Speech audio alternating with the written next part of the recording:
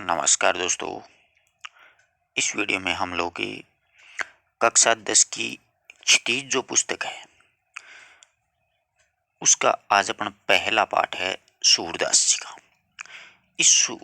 पाठ में सूरदास जी के द्वारा लिखित एक भ्रमर गीत था, उसमें से 4 पद लिए गए हैं, उनका अध्ययन करेंगे। तो देखिए, सूरदास जी का जन्म जो है वो 1478 में माना जाता है। ऐसी एक मान्यता है। वो मथुरा के निकट रेणुका या रुणकता जिसको बोला जाता है वहां पर हुआ था। और कुछ विद्वान हैं, वो सूरदास जी का जन्म है वो दिल्ली के निकट सीही में हुआ, ऐसा भी माना जाता है। मान्यता है कि सूरदास जी का जन्म मथुरा के निकट रुणकता या रेणुका क्षेत्र में हुआ, जबकि दूसरी मान्यता आपको बता दूं, दिल्ली के निकट सीही नामक गांव में माना जाता है। और डॉक्टर नगेंद्र के अनुसार यही ज्यादा सही माना जाता है। ठीक है। महाप्रभु वल्लभाचार्य जी के शिष्य सूरदास जी अष्टछाप के कवियों में सर्वाधिक प्रसिद्ध थे। अब देखिएगा, वल्लभाचार्य जी के जो शिष्य हैं सूरदास, कुंभनदास, कृष्णदास और परमानंद दास, ये तो 4 शिष्य तो वल्लभाचार्य जी के थे। और 4 ही किसके थे? वल्लभाचार्य जी के पुत्र विठलनाथ के। गोविंद स्वामी, छीत स्वामी, चतुर्भुज स्वामी और नंदन दास, इस प्रकार से ये 4 थे। वे मथुरा और वृंदावन के बीच में गऊ घाट पर रहते थे। श्रीनाथ जी के मंदिर में भजन कीर्तन करते थे। सन 1583 में पारसोली गांव है एक, वहां पर सूरदास जी हैं, उनका क्या हो गया था? निधन हो गया था। इनके प्रसिद्ध कितने ग्रंथ माने जाते हैं? 3 ग्रंथ माने जाते हैं। सूरसागर इनकी प्रसिद्धि का आधार है। साहित्य लहरी और सूर्य सारावली। सूरसागर इनका सर्वाधिक लोकप्रिय हुआ था। इस सूरसागर में खेती, पशुपालन, भारतीय समाज का दैनिक अंतरंग चित्र है और मनुष्य के स्वाभाविक वृत्तियों का चित्रण सूरदास जी की कविताओं में मिलता है। मुख्य रूप से सूरदास जी जो हैं वात्सल्य और श्रृंगार के श्रेष्ठ कवि माने जाते हैं। अच्छा कथन है। द्वितीय श्रेणी में अक्सर ऐसा पूछा जाता है कि सूरदास जी को, किस कवि को वात्सल्य और श्रृंगार का श्रेष्ठ कवि माना जाता है, तो मूल रूप से ये वात्सल्य के श्रेष्ठ कवि थे। आचार्य शुक्ल ने कहा है कि सूरदास जी ने वात्सल्य रस का कोना कोना झांकाए हैं। वात्सल्य रस का सम्राट भी कह करके इनको पुकारा था। आचार्य शुक्ल ने जीवनोत्सव का कवि भी कह करके पुकारा था। भ्रमर गीत की रचना की तो उस आधार पर इनको जीवनोत्सव का कवि कहा था। कृष्ण और गोपियों का प्रेम सहज मानवीय प्रेम की प्रतिष्ठा करता है। सूर ने मानव प्रेम मानव प्रेम की गौरव गाथा के माध्यम से सामान्य मनुष्यों को हीनता बोध से मुक्त करवाया और एक जीने की ललक पैदा कर दी। मानव प्रेम की गौर गाथा की है, इनकी गौरव की गाथा। इनकी कविता मुख्य रूप से ब्रज भाषा का निखरा हुआ रूप है। इनकी भाषा कैसी है? ब्रज भाषा है। और वह चली आ रही लोकगीत की परंपरा का एक श्रेष्ठ कड़ी मानी जाती है। ठीक है। सूरदास जी ने मुख्य रूप से विनय, श्रृंगार और वात्सल्य, इन तीनों प्रकार की रचनाएं हैं वो किए हैं। ठीक है। अब इनकी जो 3 रचनाएं हैं, सूरसागर, साहित्य लहरी और सूर्य सारावली, इसमें सूरसागर सबसे प्रसिद्ध है। इनकी अक्षय कीर्ति का आधार है। सूरसागर का एक अन्य नाम है वो रागसागर भी है। ठीक है। मुख्य रूप से सूरसागर में ऐसा माना जाता है कि 1.25 लाख पद थे। साहित्य लहरी एक नायिका भेद से संबंधित रचना है और सूर सारावली जो है उनकी, इस साहित्य लहरी में दृष्टिकूट पद भी मिलते हैं।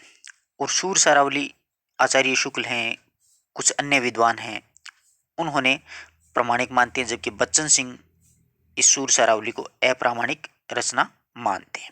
इस बात का भी थोड़ा सा ध्यान में रखिए। सूर सागर में देखिए एक ब्रह्मर गीत है। ये ब्रह्मर गीत मुख्य रूप से श्रीमद् भागवत गीता के 10वें स्कंद के 47वें अध्याय से लिया गया है।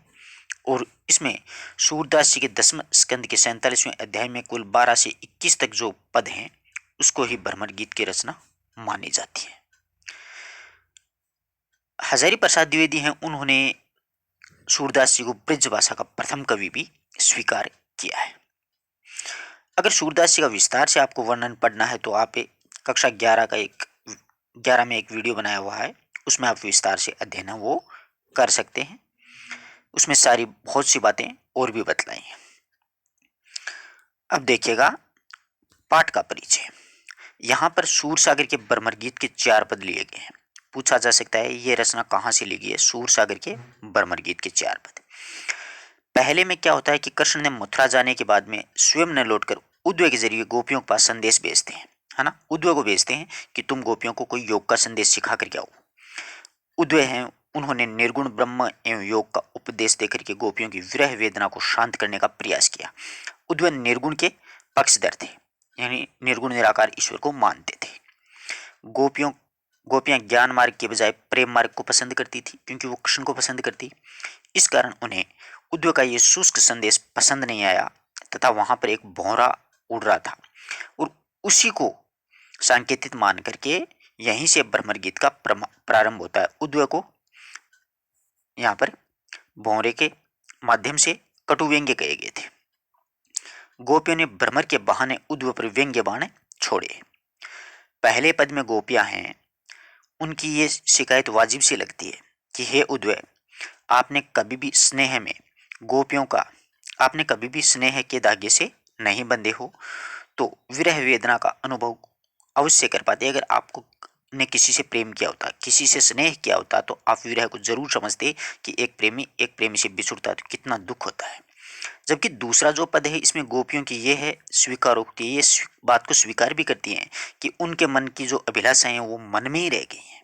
यानी हमारे मन में ये अभिलाषाएं थी हम कृष्ण के साथ में रासलीलाएं करें, रास रचें, परंतु वो सारी अधूरी रह गई।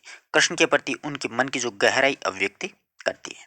तीसरे पद में उद्धव की जो योग साधना है उसको गोपियों ने कड़वी ककड़ी बता करके एकनिष्ठ प्रेम को में ही दृढ़ विश्वास बतलाया है कि तुम्हारा जो योग साधना हो वो एक कड़वी ककड़ी के समान है।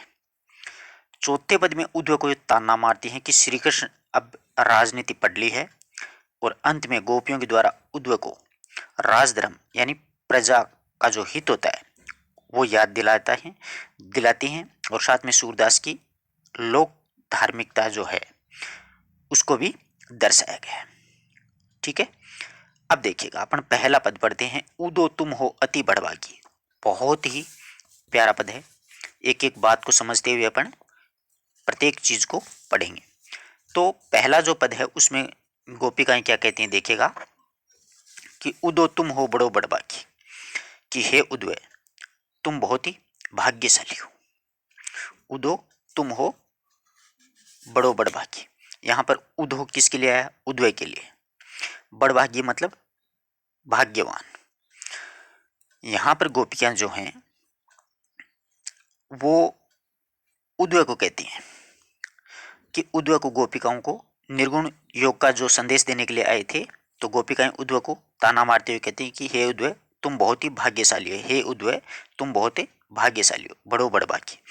अपरस रहत स्नेह तगाते नाहिन मन अनुरागी। अब अपरस क्या होता है? अपरस जिसको नीरस या अछूता या दूर भी कह सकते हैं अपन। रहते हो, स्नेह यानी प्रेम के, तगा यानी धागे से, नाहिन मन अनुरागी नहीं है तुम्हारा मन अनुरागी यानी प्रेम में मिला हुआ। यानी तुम, आगे गोपिकाएं कहती हैं कि हे उद्धव तुम बहुत भाग्यशाली हो, क्योंकि तुम इस प्रेममय संसार में रहते हुए भी प्रेम का जो बंधन है, प्रेम का जो धागा है, उससे आप बहुत दूर रहे हो। तुम्हारा मन है वो अनुरागी नहीं है ना। तुम्हारा मन प्रेम में नहीं रमा है। सचमुच ही तुम क्या हो? भाग्यशाली हो। पूर्यनपात रहत जल भीतर। अब पूर्यनपात होता है कमल का पत्ता, रहता है जल भीतर यानी जल के अंदर। तारस देह न दागी, और देह होता है शरीर, दागी यानी भीगा हुआ। जैसे पानी के भीतर रहते हुए भी कमल के पत्ते से, जैसे पानी के भीतर रहते हुए भी कमल के पत्ते पानी से नहीं भीगते हैं, यानी कमल है ना पानी के अंदर ही उगता है। पूर्यनपात कमल है, जिस प्रकार से कमल के पत्ते पानी के भीतर रहते हुए भी पानी से वो भीगे हुए नहीं रहते, यानी उनको पानी छूता तक नहीं है। उसी प्रकार से आपने इस जगत में रहते हुए भी प्रेम से अछूते रह गए, अर्थात आप कृष्ण के साथ भी रहे हैं और फिर भी उनसे आपने प्रेम को नहीं माना है, उसको छुआ नहीं है, उससे दूर ही रहे हैं। ज्यों जलमाही तेल की गगरी, आगे कहती हैं कि जिस प्रकार से तेल की भीगी हुई गगरी, गगरी होती है मतलब अपने मटकी को बोल सकते हैं गगरी, जिससे अपन पानी लेकर के आते हैं। जो जल माह, माह यानी अंदर, जिस प्रकार से जल के अंदर एक गगरी होती है, उसको जल में डुबोया जाए तो बूंद ने ताको लागी, तो उसके एक बूंद भी नहीं लगती है। यानी तेल की गगरी को अगर आप पानी में डुबोगे तो उसको पानी की एक बूंद भी नहीं लगेगी। प्रीति निधि में पाँव न ब्योर्यो, उसी प्रकार से यानी जिस प्रकार से ये गगरी, तेल की गगरी जल से बची हुई रहती है, ठीक उसी प्रकार आप भी प्रेम से बचे रह गए। आपकी दृष्टि किसी रूप सौंदर्य पर कभी भी मुक्त नहीं हुई है। प्रीति निधि में पाँव न बेरियो, यानी गोपिकाएं आगे कहते हैं कि आपने प्रेम रूपी जो नदी है उसमें पांव तक नहीं डुबाया, दृष्टि ने रूप परागी, और आप किसी भी रूप सौंदर्य है उस पर मोहित नहीं हुए हो, कभी भी रूप सौंदर्य पर मोहित नहीं हुए। प्रीति निधि यानी प्रेम रूपी नदी में आपने पांव बोरियो यानी डुबोया नहीं है। आपने प्रीति निधि में, प्रेम रूपी नदी में पांव नहीं रखा है, नहीं डुबोया। दृष्टि ने रूप परागी, और तुम्हें अपनी नजरों में कभी भी रूप सौंदर्य पर मुग्ध नहीं हुई है। आगे सूरदास जी कहती हैं कि गोपिकाएं कहती हैं कि अबला हम भोरी, कि हम तो अबलाएं स्त्रियां हैं, भोली भाली हैं, जो कि प्रेम के जाल में फंस गई हैं। किस प्रकार, जैसे गुड़ चांटी जो पागी, जिस प्रकार से गुड़ पे चिंटियां चिपक जाती है ना, ठीक उसी प्रकार से हम भोली वाली अबलाएं हैं, वो श्री कृष्ण के प्रेम में फंस गई हैं। इस प्रकार से व्यंग्य के बाण से प्रेम से आप क्या रहे हैं, दूरे रहे हैं। आशा करता हूं पूरा पद्य आराम से समझ में आया होगा, कोई दिक्कत नहीं होनी चाहिए। एक बार फिर से देखिएगा। उदो तुम हो बड़ी बड़भागी, गोपिकाएं हैं उद्वय से कहती हैं, जो कि निर्गुण योग का संदेश देने आया था कि हे उद्वय, तुम बहुत ही भाग्यशाली हो, अप्सर अपरस रहत स्नेह तगासी, क्योंकि आप इस प्रेममय संसार में रहते हुए भी प्रेम के बंधन यानी प्रेम के धागे से हमेशा ही दूर रहे हो। ना ही न मन अनुरागी, और तुम्हारा मन है वो इसमें कभी नहीं रमा है। ठीक है, सचमुच आप बहुत ही भाग्यशाली हो। जिस प्रकार से पुरियन पात रह जल भीतर, जिस प्रकार से कमल जल के अंदर होते हुए भी तारस देहन दागी, तारस देहन दागी, फिर भी उनके पत्तों पर कभी भी जल है वो छूता तक नहीं है, उसके पत्तों पर कोई दागे नहीं लगता पानी को। इसी प्रकार आप भी प्रेम से क्या रहे हो, हमेशा अछूते रहे हो श्री कृष्ण के पास रहते हुए भी। जिस प्रकार से कमल है वो जल के भीतर रहता परंतु पत्तों पर पानी की एक बूंद तक नहीं लगने देता, ठीक उसी प्रकार आप श्री कृष्ण के पास में रहकर भी अपने प्रेम को छुआ तक नहीं है, उससे अछूत रहे हो। इसलिए सचमुच ही आप बहुत भाग्यशाली हो। गोपियों ने यहाँ पर उद्वय के व्यवहार की तुलना कमल के पत्ते से की है।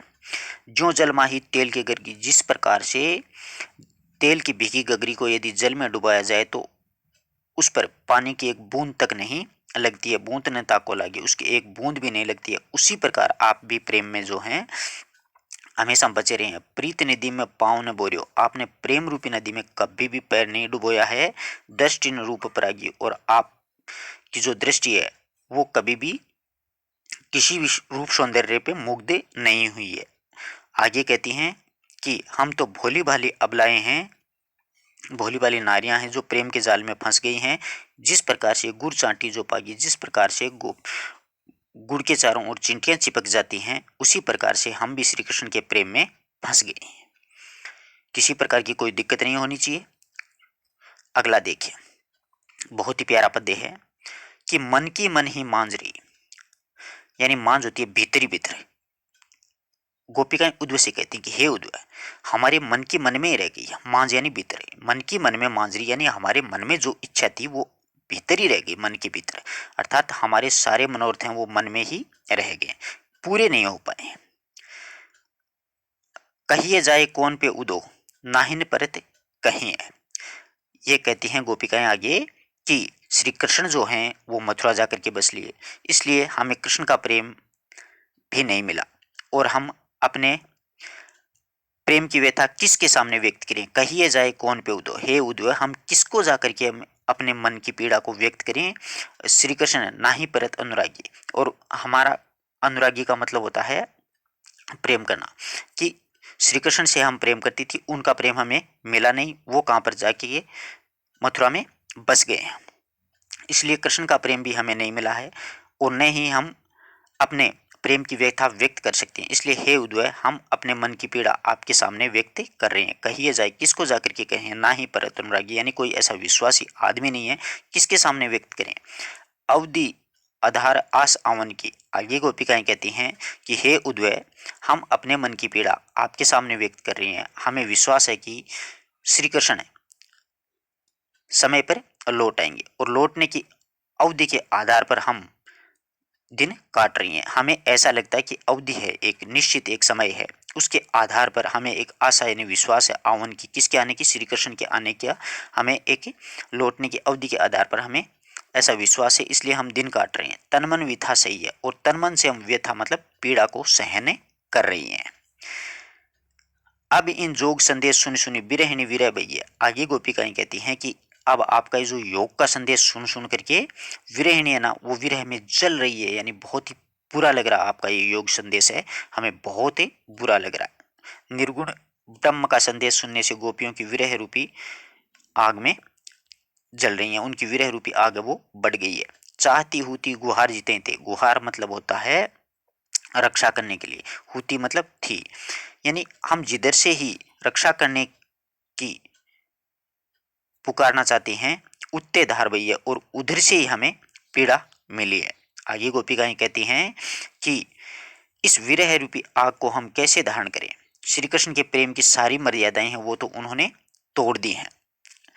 सूरदास कहते हैं अब धीर धरें क्यों मर्यादा न लइए, कि अब हम धैर्य क्यों धारण करें, अब हमारी कोई मर्यादा ही नहीं रही है। मर्यादा यानी हमारी मर्यादा है वो भी खत्म हो गई है, हमारी मर्यादा श्री कृष्ण ने नहीं रखी है, इसलिए हम क्यों धैर्य धारण करें, अब तो इस विरह की आग में ही जलेंगे। आशा करता हूँ पद्य समझ में आया होगा। अब देखो, मांस का मतलब होता है मन ही मन। अब अवधि आधार, आधार मतलब एक आधार होता है, आस एक आशा होती है, आवन की आगमन की होती है। तन शरीर होता है, मन अपना मन होता है, विथा पीड़ा होती है, व्यथा जिसको बोलते हैं पीड़ा, जोग योग होता है। विरहिणी विरह दही है, विरहिणी यानी विरहिणी, दही यानी मतलब जल रही है, विरह में जल रही है। चाहती होती गुहार जीते, गुहार होती है रक्षा करने की पुकार, जीते जितही जिधर से यानी जहां से, उते यानी उधर से ही धार बही है, उधर से ही हमें योग की प्रबल धारा का सामना करना पड़ा है। धीर होता है धैर्य, धरें धारण करना, और मर्यादा मर्यादा लही है रखी है। तो देखिए गोपिकाएं कहती है कि हे उद्वय, हम मन की मन में ही, हमारे जो मन में थी वो मन की मन में ही रह गई है। कहिए जाए कौन उदय, कौन पे उदो, हम किसको जाकर के कहें हे उद्वय, हमारी परत नाहिन परत कहीं है, हमारा कहीं पर भी कोई ठिकाना नहीं है। हम किसको जाकर के कहें कि हम, हमारे जो मन में थी, श्री कृष्ण से हम प्रेम करती थी, उनसे मिलना चाहती थी, वो किसके सामने हमारी पीड़ा को व्यक्त करें। अवधि आधार आस आवन की, आगे कहती हैं कि श्री कृष्ण जो हैं उसको समय पर लौट आएंगे। इस लौटने की अवधि के आधार पर एक हमें आशा है, एक ऐसा विश्वास है, उसी विश्वास पर हम दिन काट रहे हैं। तन मन विथा सही है, और तन मन से हमने पीड़ा को सहन किया है कि एक दिन श्री कृष्ण जरूर लौटेंगे। अब इन योग संदेश सुनी सुनी, अब ये आपके योग के संदेश सुन सुन करके विरहिणी विरह दही है, ये विरहिणी है वो विरह में क्या कर रही है, जल रही है। चाहती हुती गुहार जीते थे, हम जिस प्रकार से रक्षा की पुकार चाहती थी, उतई धार बही है, और उधर से ही क्या हुआ है, हमारी विरह की आग है वो बढ़ रही है।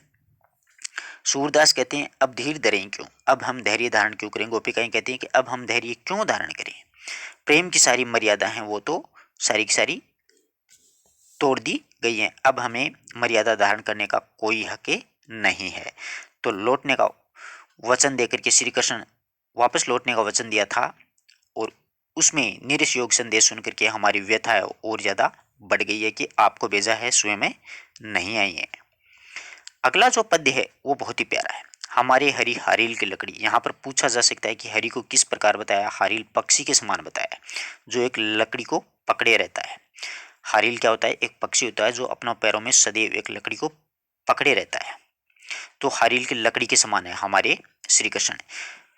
तो उद्वय के उपदेशों से गोपिकाओं को श्री कृष्ण के प्रेम से विमुख करने की कोशिश कर रहे हैं उद्वय, और गोपिकाएं हैं वो उद्वय से कह रहे हैं कि तुम स्वयं ही व्यर्थ कोशिश कर रहे हो। हमारे लिए तो श्री कृष्ण एक हरील की लकड़ी के समान है। किसके समान है? हरील की लकड़ी के समान है।